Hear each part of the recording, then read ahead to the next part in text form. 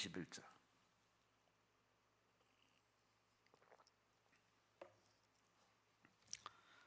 예물이 섞여 있습니다. 은샘교회, 어유 이름이 권세입니까? 주님 위수술을 맡깁니다. 금식하며 기도하시 바랍니다. 하나님이 치료하실 줄 믿습니다. 고린도전서 4장 14절에서 21절 찾으시면 아멘 하시겠습니다.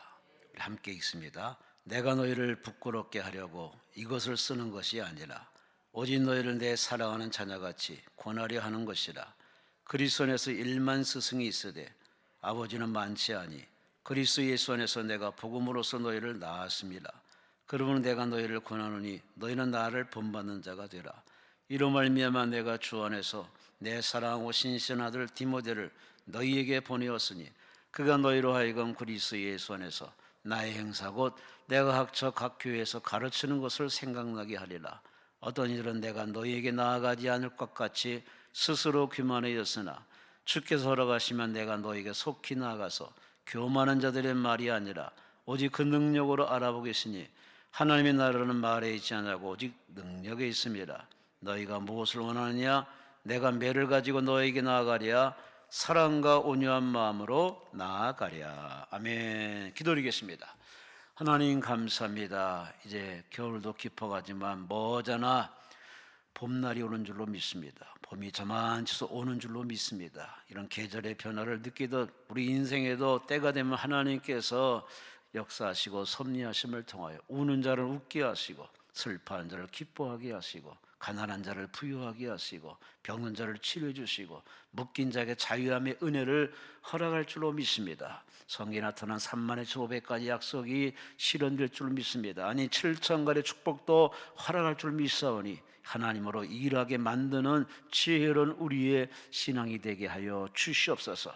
주여 보시옵소서. 빈자리 보시고 주의 백성으로 채워지게 하시고 빈 마음 보시고 은혜로 채워지게 하시고 오늘 현장에 예배드리던 유튜브로 예배드리던 하나님을 예배하는 자 모두가 말씀으로 주님 만나 성격이 변화되며 기질이 변화되며 인생이 교정됨을 통하여 하나님 앞에 마음을 다하고 힘을 다하고 정성과 목숨을 다하여 더 하나님을 사랑해서 끝까지 사랑하여 끝까지 신앙 완주해서 장차 하나님 앞에 잘했다 칭찬받는 믿음의 용서들을 되게 하여 주옵소서.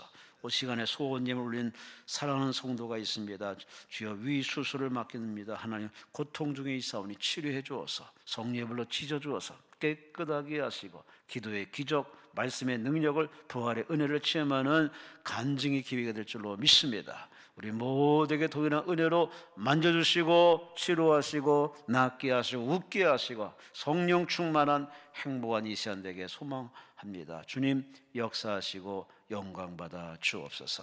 감사하옵고 예수님 이름으로 간절히 축복하며 감사하며 기도리옵나이다. 아멘. 아멘. 따라합시다. 너희가 무엇을 원하느냐?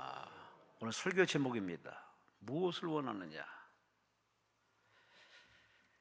참 우리가 자식을 키워봐서 알지만은 장가 안 간 사람은 이제 결혼해서 한번 살아보시고 자식 키워보시 바랍니다.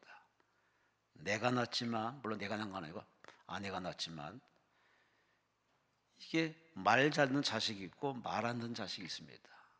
아주 예쁜 짓 하는 자식이 있고 삐딱한 자식이 있습니다. 성격이 부드러운 자식이 있고 들이받는 자식도 있습니다. 어쩜 이렇게 태어났는데 이렇게 다를 수가 있을까? 더 달리 얘기하면은 부모에게 사랑받으며 예쁨받으며 칭찬받는 자식이 있고 매를 보는 자식이 있습니다. 사사건건 매를 벌어 거짓말하고 공부도 안 하고 놀기만 하고 하여튼 매를 보는 자식이 있습니다.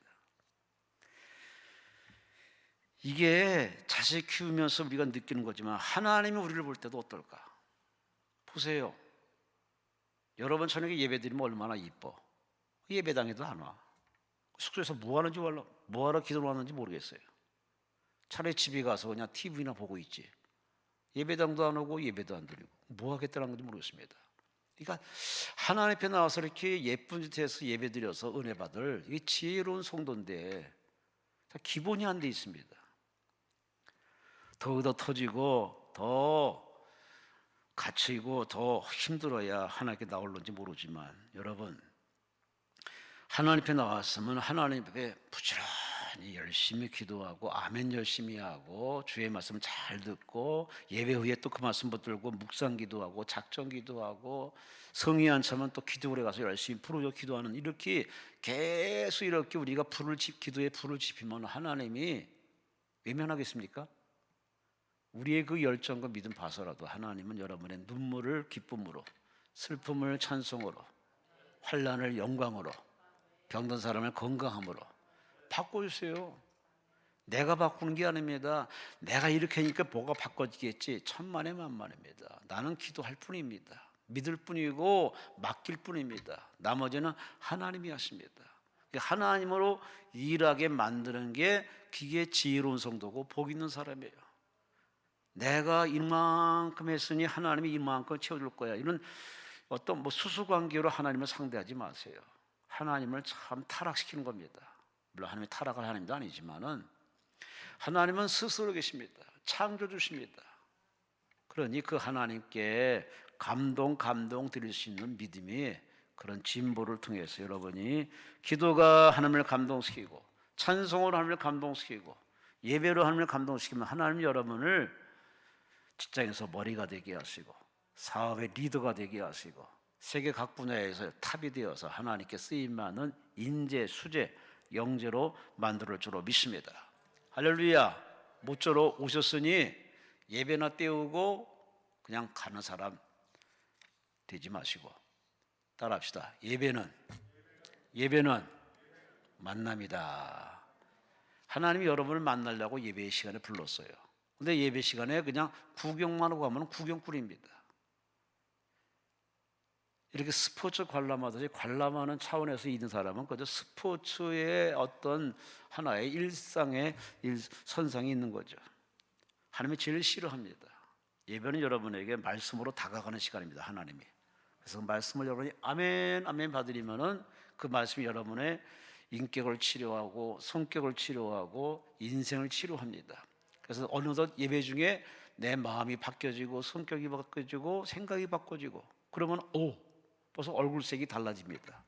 여러분, 이렇게 주님 만나 확실한 체험을 얻는 귀한 예배 만남의 시간 되시기를 주의 이름으로 축원합니다. 주의 이름으로 축원합니다. 저나 여러분이나 매일 우리 나이 먹어요. 나이 먹으면 늙어요. 기운 빠져요. 근력이 소진돼요. 소화가 잘 안 돼요. 잠이 잘 안 와요. 저는 요즘 잠을 푹 못 자요.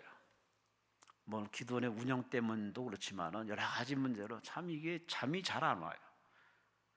분명히 잤는데 눈 떠보면 1시 반이야. 꼭 3시 반이야. 이거 참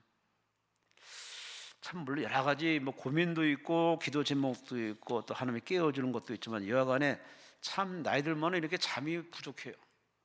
그 잠을 푹 자는 게 아주 건강에 참 좋은 건데 이래저래 치아도 신통치 않고 소화도 신통치 않고 이래저래 신통치 않으니까 나이 먹으면 다 이래저래 예전 같지가 않습니다.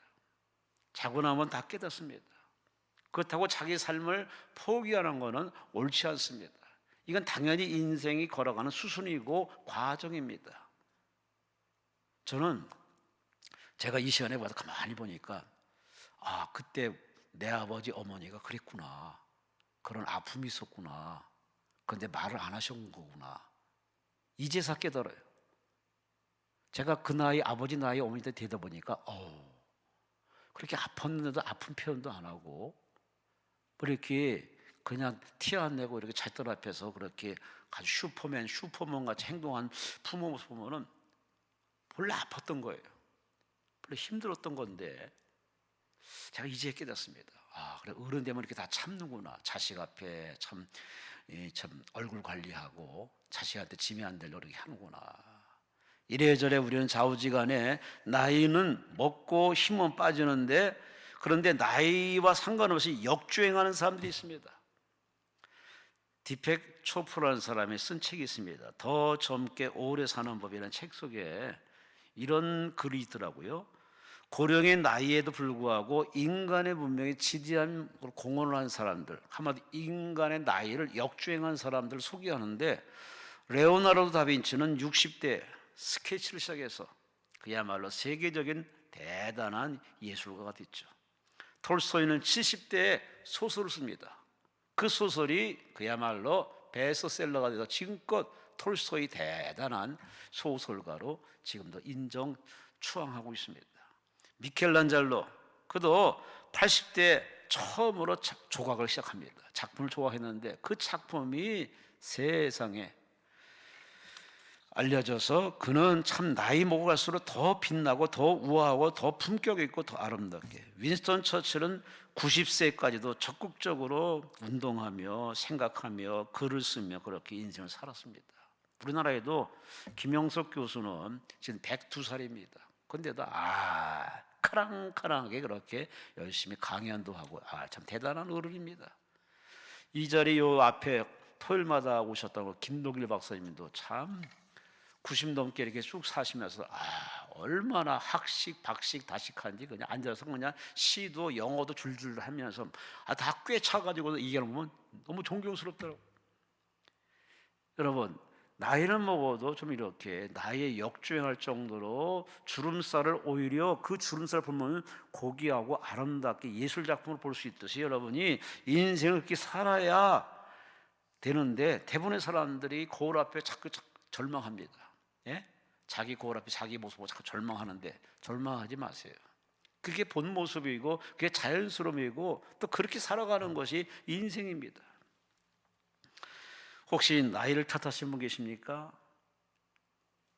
유엔에서 전 세계인의 체질과 평균 수명을 측정한 결과 연령 분류 표준을 새롭게 결과를 발표했습니다. 들어보세요. 17세까지가 미성년자랍니다. 미성년자가 17세. 청년은 65세. 대단한 행운입니다. 65세까지가 청년. 중년은 79세. 노년은 99세. 100세 이후부터 노인을 보내는 장수노인. 생물학적 그런 연령과 상관없이 얼마든지 젊고 씩씩하게 우아하게. 지난번 제가 80세 어르신을 보니까 얼마나 이거저기 그 육체미를 얼마나 운동했던지 세상에 울퉁불퉁하고 뭐 젊은이 못지않게 이렇게 참 나가서 이렇게 1등한 그 어르신을 보면 여러분 그런 사람 보면 우리는 참 창피한 겁니다. 아이고 나는 뭐 끝났네, 못 배웠네, 이제 힘없네 하고 스스로 인생 빗장 고로장구 이렇게 스스로 내려올 것이 아니라 몸은 늙어도 마음은 젊게. 할렐루야, 할렐루야, 할렐루야. 문제는 많아도 마음은 밝고 환하게. 이렇게 생각을 그렇게 갖는 사람은요 하나님 보시고 됐다 싶어서 열어주십니다.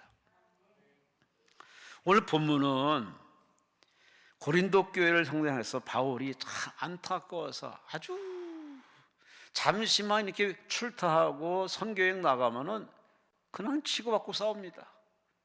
가진 놈들은 가진 가지고 갑질을 하고 또 없는 사람은 분풀이로 너만 잘났냐, 그래 누가 태어날 때 돈 많이 갖고 태어났냐 서로 으르렁드렁대고 아주 교회가 아주 잠시 주요종만 이렇게 없으면은 서로 분쟁이 일어나고 교만 떨고 아주 과간도 아니었습니다.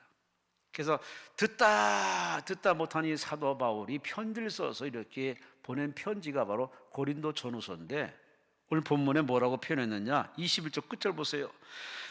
너희가 무엇을 원하느냐? 내가 매를 가지고 너에게 나아가랴? 사랑과 온유한 마음으로 나아가랴? 마치 아버지 마음으로 부모의 마음으로 내가 매를 가지고 너를 때릴까? 아니면 온유하면 너에게 복 줄고 칭찬하고 사랑 줄까? 선택하라 그 말이죠. 이것은 바울이 고린도 교회를 향한 바로 이야기지만 하나님이 바로 우리에게 준 메시지입니다. 하나님이 여러분에게 복 주시고 상 주시고 안아주시고 칭찬도 하시고 아멘도 안 하시고 뭐 하겠다는 거예요?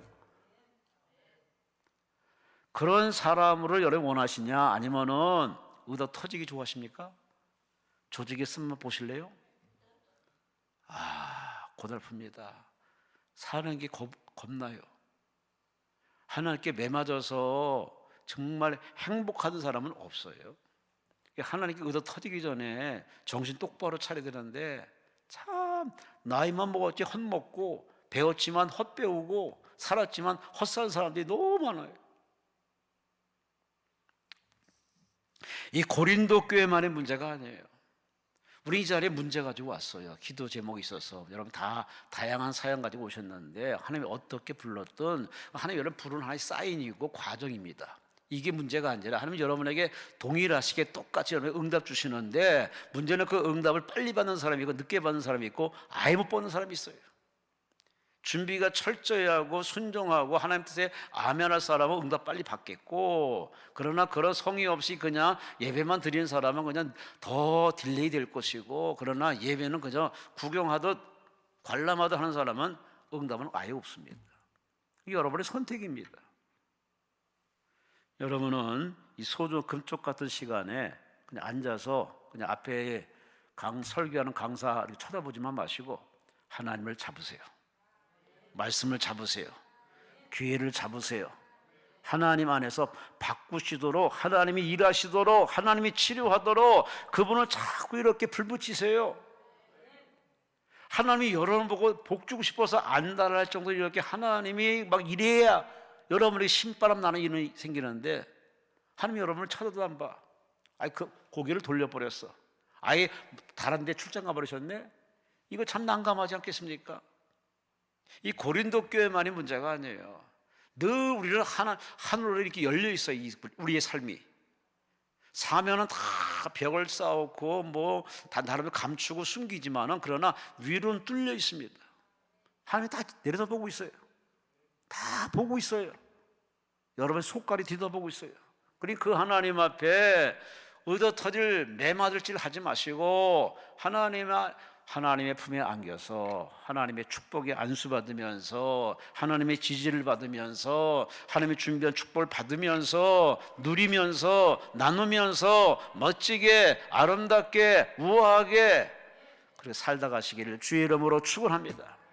그러려면 어떻게 할 것인가? 오늘 본문에 바울이 이렇게 말했습니다. 16절 말씀에 내가 너에게 권하노니 따라합시다. 너희는 나를 본받는 자가 되라.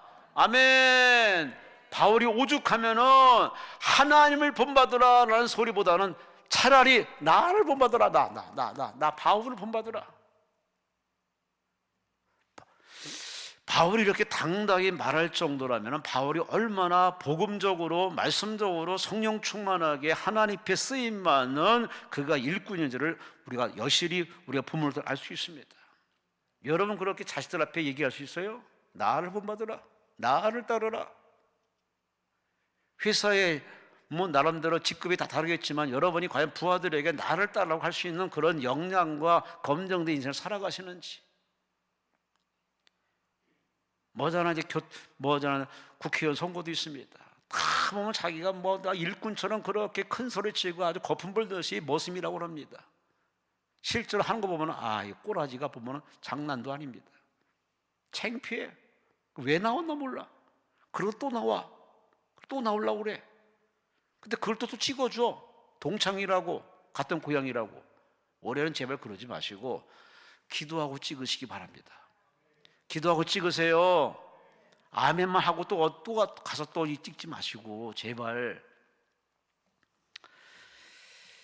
저는 이 시간에 이 바울의 마음을 가지고 과연 하나님 앞에 사랑받고 복받고 칭찬받고 응답받는 삶이 되기 위해서는 우리는 교회 생활, 가정 생활, 또 대한민국에서 어떤 생각과 어떤 마음법을 가지고 어떻게 살 것인가, 오늘 사도 바울을 통해서 세 가지 모습을 배우고자 합니다. 첫째, 오늘 본문 14절 보세요. 내가 너희를 부끄럽게 하려고 이 책을, 이 편지를 쓴 것이 아니라 오직 너희를 내 사랑하는 자녀같이 권하려 하는 것이다.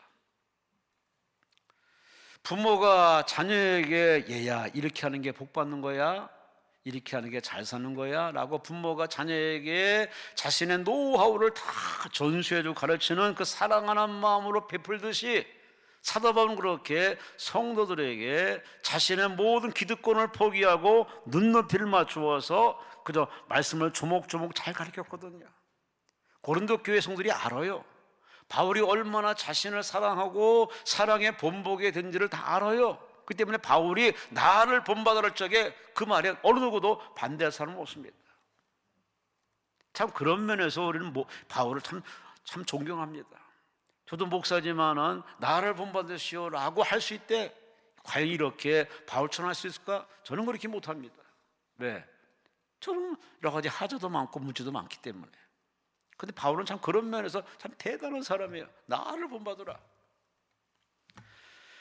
그가 뭐 다른 면에 공부도 많이 하고 가말리엘 못해서 공부도 많이 하고 로마 시민권도 갖고 젊음도 있고 장가도 안 가고 그냥 열정이 가분한 율법주의자로서 완벽한 사람이지만 그러나 바울이 자랑하는 것은 바로 그런 외적인 스펙이 아니라 가장 자랑하는 건 뭐냐? 사랑하는 마음입니다.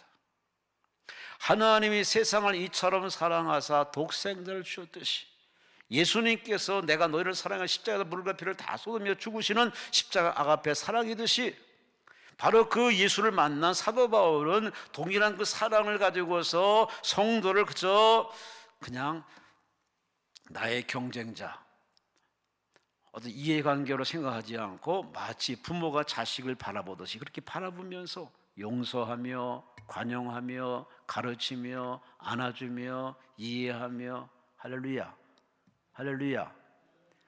그래서 시집장가 안 가면요 어른이 아닙니다. 솔직히 말해서 어른은 아닙니다. 어른은 몸뚱아리 어른이지만 어른일 수가 없어요. 시집장가 가서 자식 낳고 자식 키워봐야 그래야 어른이 됩니다. 왜? 자식 키우면요 하나님의 마음이 이해가 돼. 부모 마음이 이해가 돼. 어른들의 마음이 이해가 돼. 요즘은 참 이래저래 시집도 않고 장가도 안 가는 참 이상한 시대 속에 살고 있지만 여간에 그래도 하나님께서 가정을 창설해서 온 인류 이 지구상에 편만하게 만들었기 때문에 결혼이 축복이고 자식 낳는 게 축복이고 자식 키우는 게 축복인데 특별히 선택받아서 안 가는 사람이 있어요. 바울처럼. 그 외에는 가야 하는 게 정상이고 가는 게 정상이고 어차피 갈 거라면은 하나님 앞에 정말 사랑받는 부모, 존경받는 부모, 여러분 그렇게 사시는지. 그러면서 바울은 참 대단한 사람이에요. 어른굿이라고 어른값하고 신앙의 리더로서 그렇게 정치들처럼 말만 하는 말쟁이가 아니라 실제 자기 말한 걸 책임지고 행동으로 보여주고 고린도 성도들이 바울 앞에서는 아무 소리가 할 수가 없습니다. 바울은 늘 그 자신이 항상 성도를 할 때 사랑으로 대합니다. 사랑하는 성도요, 사랑하는 법을 그 말만 하지 않고 진짜 사랑을 보여주는 사랑하는 목회자였습니다. 여러분은 얼마나 이웃을 사랑하십니까? 얼마나 교회를 사랑하십니까? 얼마를 받아야 사랑하는 거는요, 그 수수관계지 그거는 정상적인 그야말로 복음관계는 아닙니다. 내가 잘나서 하나님의 사랑받은 게 아니라 하나님이 나를 찍었어.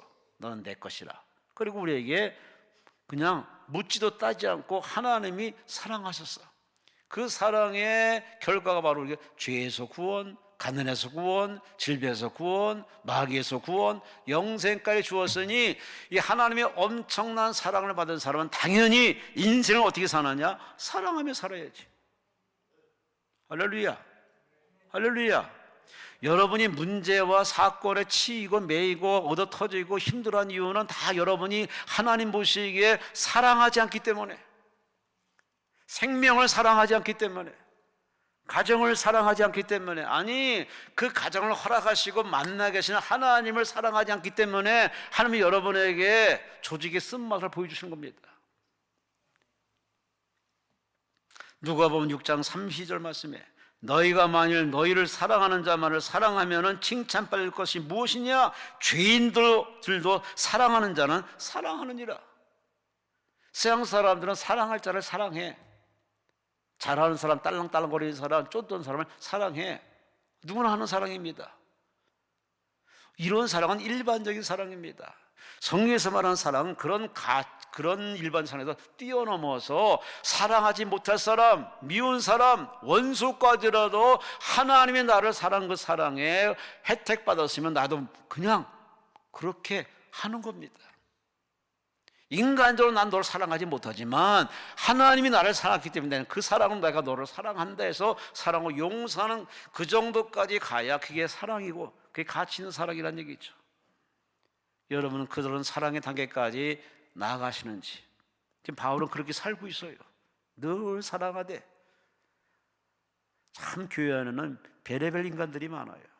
목사님에게 이쁜지 예쁜지 사랑받지 하는 성도가 있는가 하면은 앞에서는 그냥 그렇게 할렐루야 아멘하고 뒤에서 수근수근대고 없는 말 지어내고 그렇게 아주 힘들게 하는 아주 대놓고 이렇게 설교를 비평하는 사람도 있어요. 저도 설교할 때 한 성도가 아주 대놓고 비평을 해요. 교회에서 설교 듣는 목사님 이거 틀렸어요. 그게 틀렸네. 그래서 맞아요, 틀렸습니다. 저도 인정을 해요. 그렇게 아주 대놓고 하는 사람도 있어요. 아주 별의별 사람 많아요. 근데 바울은 그럴 때 얼굴을 찡그리지 않고 항상 스마일 표정으로 하나님이 인간을 사랑하는 그 표정으로 그렇게 사랑하며 용서하며 관용하며 아버지가 아들을 사랑하듯 어머니가 아들을 사랑하듯 내리 사랑으로 계속 품어주고 사랑하는 그 사랑으로 하니 나를 본받으라. 그러니까 내가 하나님께서 여러분이 다가갈 때 여러분이 사랑하는 짓을 많이 했으면 여러분은 복받을 일이지만은 사랑하는 일보다는 서로 다투고 분쟁하고 소송하고 수군쓰는 사람은 매를 보는 겁니다. 매 보는 인생 살지 마시고 하나님 앞에 사랑하는 이웃사랑의 실천 되시길 주님으로 축원합니다. 마지막 우리가 가야 할 곳은 물론 천국이지만 우리 천국은 당연히 주 안에서 가겠지만은 그러나 그 다음 단계가 있어요. 상받는 단계가 있어요. 그게 백보자 심판인데 우편의 양과 왼편의 염소를 예수님 비유를 들면서 우편의 양을 칭찬합니다. 너는 내가 배고플 때 먹여주고 약할 때 안아주고 나를 치료해주고 내가 어려울 때 도와줬다. 아니 예수님이 언제 그랬습니까? 너보다 약한 약자를 도와준 것이 나를 도와준 것이다. 칭찬해 줍니다. 왼편 염소에게 말합니다. 너희는 내가 배고플 적에 먹이도 안 주고 목마를 때 물도 안 마셨다. 어미 책망합니다. 언제 예수님이 그랬습니까? 너보다 약한 수호자가 구걸할 때 도와주지 않고 도움을 청할 때 무신경으로 무대응으로 대응하고 얼굴을 완전히 싹 돌려버려서 그렇게 피해갔던 그 무정함 예수님이 어미 책망합니다. 둘 다 똑같이 교회 공동체 안에 들어와 있었지만 한 사람은 칭찬받고 한 사람은 칭찬하고 책망받습니다. 여러분은 기왕 신앙생활하는 거 그냥 가서 그냥 자리나 채워주고 눈도장이나 찢는 그런 식으로 신앙하려면 그냥 가요. 그냥 세상으로 가져서 마음껏 살아요. 그렇게 살다가 천국도 못 갈 판에 그냥 마음껏 죄 짓고 사세요. 기왕 예수 믿고 신앙생활 하려면은 그렇게 하지 말아요. 부모와 자식 사이가 마음의 거리가 가까워야 그게 부모 자녀 관계지. 부모는 부모고 나는 나고 서로 대화도 안 하고 밥도 같이 안 먹고 소통도 안 하고 그러면 그 뭐요? 그 가족이 아니지. 차라리 이웃이 더 낫지. 하나님으로서도 마찬가지입니다. 하나님은 계속 여러분에게 사랑을 베풀고 사랑의 은혜를 주시길 원하는데 그 사랑받기 위해서 계속 하나님께 가까이 다가와서 하나님께 예배드리고 기도하고 말씀 들으면 얼마나 하나님 여러분에게 사랑을 주겠습니까? 자꾸 하나님께 등 돌리고 멀리 떠나니까 매를 벌어. 회사 일이 안 돼. 직장 문제가 계속 가중돼. 대인관계가 불통해요. 인생의 산전수전 공전 아주 희한한 일을 많이 겪어요.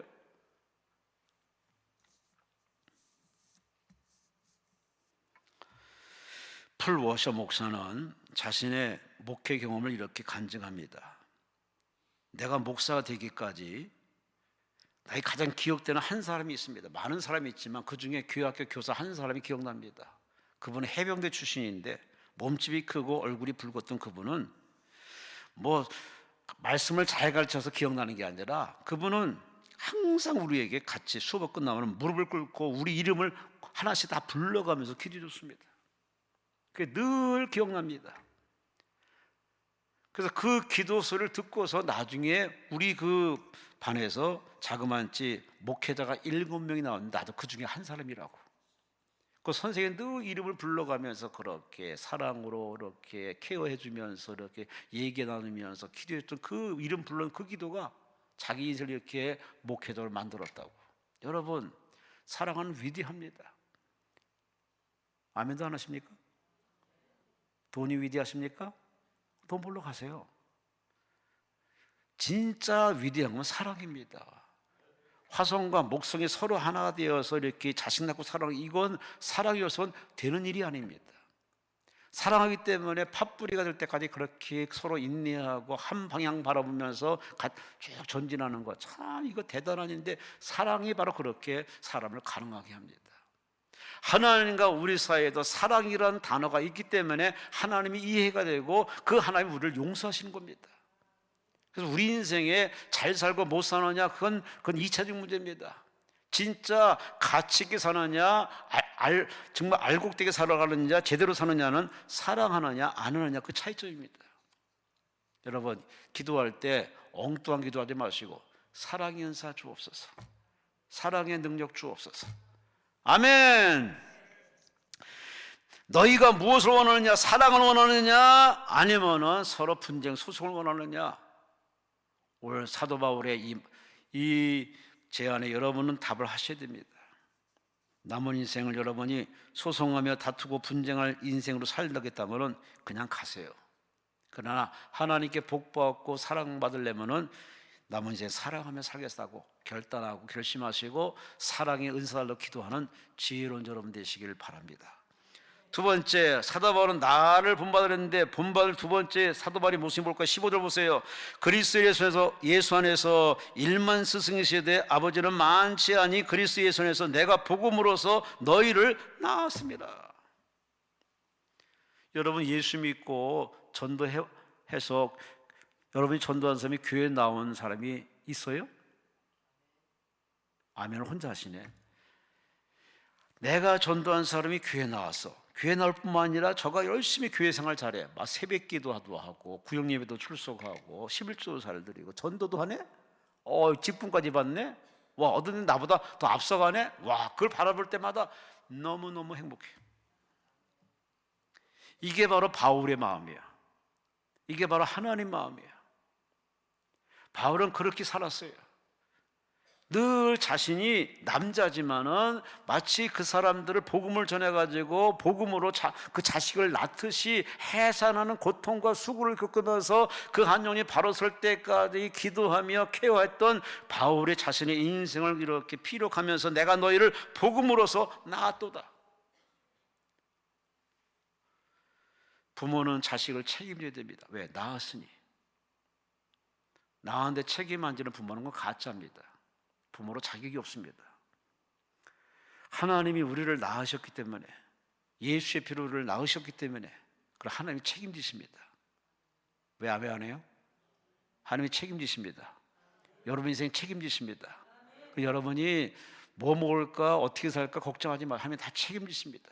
다 책임지는데 문제는 나를 낳으신 분이 누군지를 밝히 알고 믿고 신뢰해서 늘 그분과 소통하는 게 중요한데, 아까도 말씀한 것처럼 좀 크면은, 머리통이 크면은 부모가 나한테 해준 게 뭐냐는, 부모한테 대들고, 심지어 그렇게 뒷바라에서 미국 유학가를 시켰지만 미국 유학 가서 성공하니까 부모와 시호를 딱 끊고 아예 들어주도 않아. 나쁜 놈의 자식. 그런 놈의 자식들이 진짜 많아. 어떻게 부모를 버려? 현대판 고려장 그런 사람들이 진짜 많은 세상입니다. 지성이면 뭐하고 박사되면 뭐해? 자기 낳은 부모를 버리는 그런, 인간 같지도 않은, 참 안타까운 일이 참 이 지구촌에 많이 일어나고 있습니다. 바울은 그런 면에서 한 사람 한 사람 그냥 해코지하고 송곳처럼 찌르고 딴지 걸고 그렇게 수군수군대는 그런 양들을 보면서도 그들 한편으로 부글부글 속은 막 끓겠지만 그래도 그들에게 보면서 만면에 미소를 띠면서 웃음으로 대하면서 그들의 말을 들어주면서 그들을 설득시키면서 그들을 바른 길로 이끌어가는 이 사도 바울의 이 마음에 바로 출처가 어디냐? 하나님 마음이에요. 하나님이 인간의 마음을 가졌으면요, 저희는 벌써 끝났어요. 아웃이요. 저는 여러 번 죽을 뻔했어요. 벌써 끝나는 인생이었지. 나도 살아있어. 하나님이 사랑하기 때문에 살아있는 거지. 나도 쓸 데가 있으니까 살아있는 거지. 여러분, 하나님이 우리를 사랑이라는 안경 쓰고 사랑의 마음으로 보니까 여러분이 이뻐 보이고 아름답게 보이는 거예요. 하나님의 사랑을 빼버리면요, 벌써 끝났어요. 벌써 아웃이고 벌써 지옥에 갔어요. 근데 우리가 이렇게 건재하고 존재하고 이렇게 예배당에 와서 예배드리는 거니 하나님이 여러분을 사랑과 긍휼로 바라보니까 여러분에게 더 주고 싶고 더 가르쳐 주시고 더 쓰고 싶은 하나님 마음이 뜨겁기 때문에 여러분을 가만두지 않습니다. 하나님의 마음은 여러분이 그냥 태어난 그 어린아이로 그냥 있기를 원치 않습니다. 자라기 원합니다. 신앙도 자라고 인격도 성장하고 하나님의 쓰임만은 일꾼 되기를 원하십니다. 이게 하나님 마음이고 부모의 마음이고 어른의 마음이에요. 스승의 마음이에요. 늘 제자리 걸음 있을 때 그 제자리를 걸으면 그런 자식 보면요, 부모는 억장이 무너집니다. 신체가 자라야 되고 인격이 자라야 되고 스스로 홀로 서게 해야 되고 때가 되면 시집가고 장가도 가야 되고 자식 낳고 부모 효도하는 그런 자식을 보면 부모는 그냥 죽어도 여한이 없어요. 이건 당연한 거지만은 그걸 볼 때 참 행복합니다. 그런데 바울의 심정도 마찬가지예요.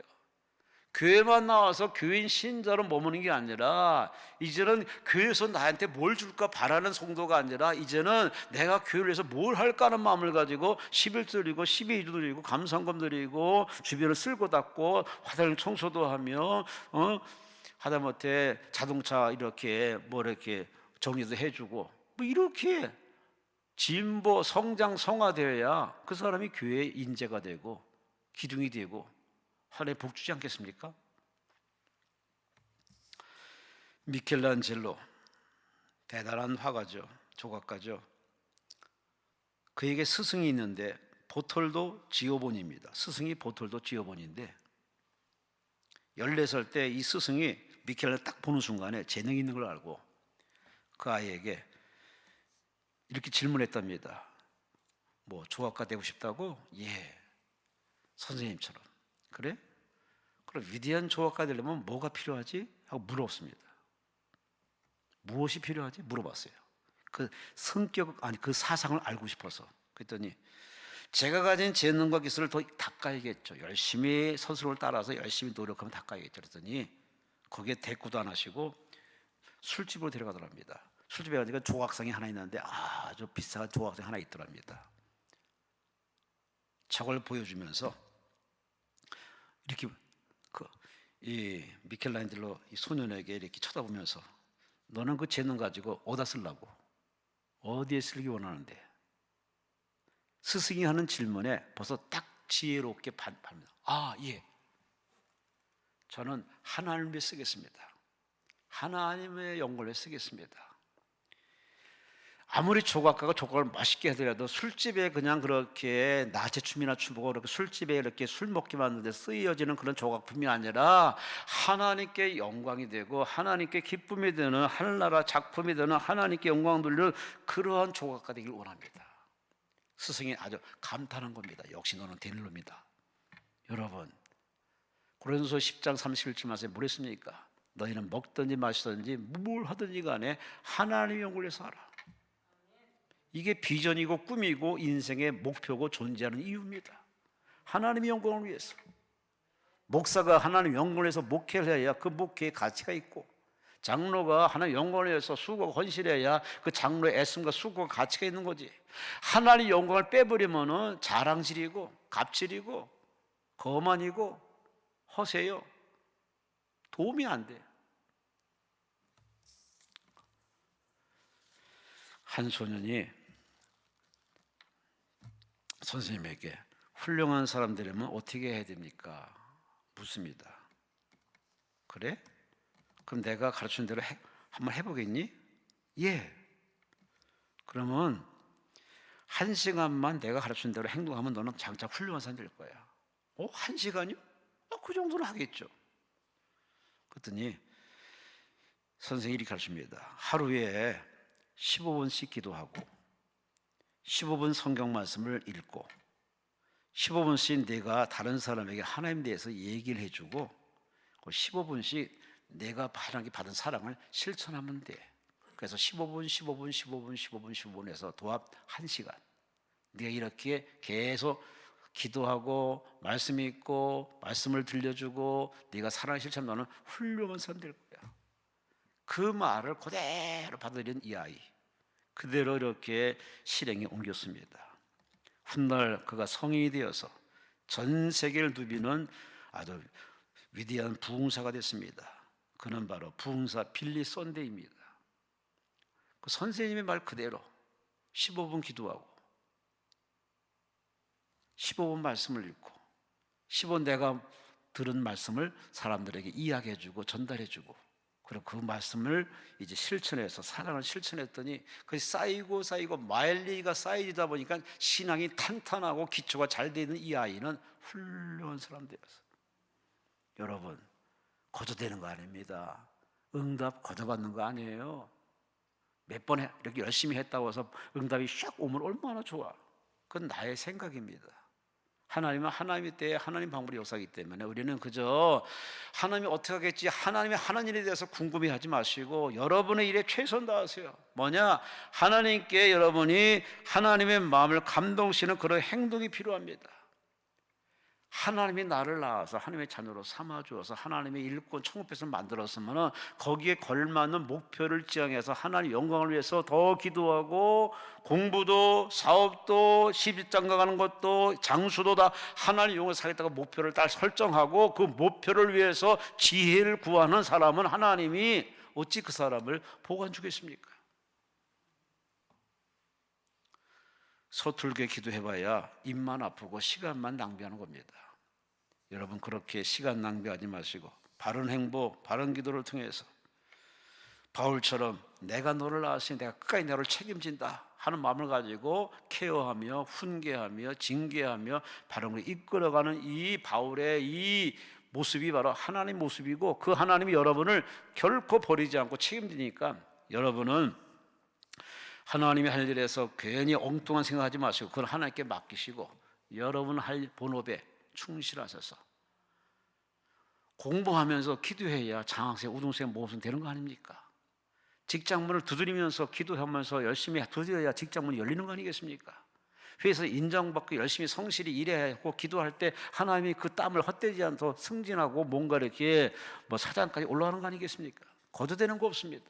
심은 대로 거두리라, 행한 대로 갚으리라, 믿음대로 되리라. 아멘. 마지막으로 너희가 무엇을 원하느냐? 매맞기를 원하느냐? 복받기 원하느냐? 19절 말씀에 주께서 허락하시면 내가 너에게 속히 나가서 교만한 자들의 말이 아니라 오직 그 능력을 알아보겠노라. 내가 너희 말하는 그 말에 내가 노란할 사람이 아니다. 나는 너희의 능력을 알아보겠다. 열매를 보겠다는 겁니다. 여러분, 감나무에 감이 맺어야 그게 감나무지. 분명히 감나무인데 열매는 맺어. 그건 잘라버려야지 뭐. 물론 다시 한번 1년에 또 과정을 통해서 민间과정을 또 열심히 노력해서 열심히 했다 도와주겠지만 우리 신앙도 마찬가지예요. 이거 10년 믿으나 20년 믿으나 입만 부성하지 열매도 없고 기도에 열매도 없고 전도에 열매도 없고 사랑에 열매도 없고 본인도 하나님 감사할 열매도 없는 사람을 어떻게 하나님께서 그냥 계속 관두시겠습니까? 그 사람 영혼을 위해서 하나님이 가만히 있지 않습니다. 개입하셔서 호되게 고난통에 집어넣고 눈물의 골짜기를 지나게 만들고 광야를 지나게 만들고 아주 스스로 이제 조직의 쓴맛을 보게 하시죠. 하나님 나라 질서를 어지럽히는 행위에 대해서 하나님은 용납하지 않습니다. 하나님 나라는 능력이 있다고 오늘 본문 20절에 하나님 나라는 말에 있지 않냐고 능력이 있다. 맞아요. 기도가 중요하지만 기도에 능력이 필요합니다. 바로 응답받은 간증이 필요해요. 예배 중요합니다. 그러나 예배 뒤에 변화가 있어야지. 변화 없는 예배는 아무짝에도 소용이 없습니다. 우리가 상대한 하나님은 그냥 사람이 만드는 그런 허구가 아닙니다. 그분 스스로 계시며 여러분을 창조하셨고 생명을 부여하시며 그리고 심판하신 하나님. 믿으시면 아멘. 믿으시면 아멘. 그러니 그 하나님 믿는 사람은 하나님께서 주시는 은혜와 능력과 지혜 받아서 매일매일 그냥 입술의 열매, 생활의 열매, 일년의 열매, 열매를 맺을 수밖에 없어요. 이 도시에 사는 사람들은 참 이게 각마다 이게 농촌에 가보면은 그 열매를 보면 아주 그냥 감동합니다. 너무 신기하기도 하고 열매 맺는 거 먹고 딸기부터 시작해서 토마토부터 시작해서 옥수수부터 시작해서 뭐 아주 벼농사 보면 아주 감탄합니다. 도시에서 볼 수 없는 거고 열매만 자체 뭐지 달려있는 열매를 볼 때 감동합니다. 신앙생활은 이렇게 우리 생활 속에 열매를 맺어야 다른 사람들이 감동합니다. 하나님이 계시네? 나도 한번 하나님 믿을까? 이렇게 뭔가 전도하고 싶고 교회 나오고 싶은 마음이 들도록 뭔가 열매로 확증이 생활이 사야 되는데 어제부터 우리 기독교인들이 그냥 머리에 지식은 많아. 빅데이터 아주 머릿속에 정보는 많아. 그래서 입에서 이제 말은 홍수 쏟아집니다. 말은 잘해. 예수님이 말쟁이 말은 잘해. 아주 끝장나게 말 잘해. 근데 그 사생활에 열매가 없습니다. 자랑거리가 없습니다. 존경받을 거리가 없습니다. 칭찬거리가 없네. 창피할 노릇입니다. 붕어빵에 붕어 없듯이 하나님의 사람 속에 하나님이 살아계신 증거가 나타나지 않으니 하나님 나라가 전파한대. 그래서 많은 교인들이 자꾸 떠나요. 교회를 떠나고 천주교로 넘어가고 어디로 넘어가고 자꾸 무신론자가 되고 이제는 한 번쯤 발을 담궜던 사람이 발을 빼면서 이제 기독교의 안티 기독교 돼가지고 얼마나 목사를 욕하고 얼마나 교회를 욕하는지 하여튼 문제만 생기면 벌떼처럼 달라붙어서 그냥 죽이려고 작정합니다. 이런 시대 속에서 우리 믿는 사람들이 그냥 우리가 방관해서는 안 됩니다. 사람들이 책임의식을 가지고 하나님의 영광을 가리우는 그 죄에 대해서 통감하고 회개하시면서 주여 따라합시다. 주여 쓰시옵소서. 아멘. 하나님께 쓰임받는 인생 후반전 되시기를 주의 이름으로 축원합니다. 일터에서 가정에서 학교에서 인정받고 실력 있고 능력 받아서 열매 맺어서 이렇게 하나님과 함께하는 모습을 보여주면 하나님이 얼마나 행복할까. 부모를 웃게 만들어야 자식이 잘 돼요. 부모를 울게 만드는 자식은 성공한 자식은 없어요. 하나님을 기쁘게 해드리고 영화롭게 해야 일상의 복입니다. 삶 자체가 축복입니다.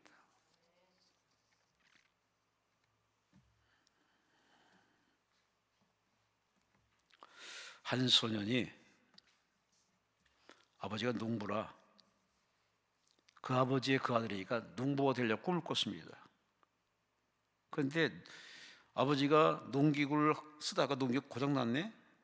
그래서 어느 전화하더니 엔지니어가 나타나가지고 고칩니다. 딱 보니까 아버지가 농부보다는 엔지니어가 되는 게 더 좋을 것 같아. 근데 갑자기 수정합니다. 나의 꿈은 엔지니어 되겠다고. 근데 얼마 후에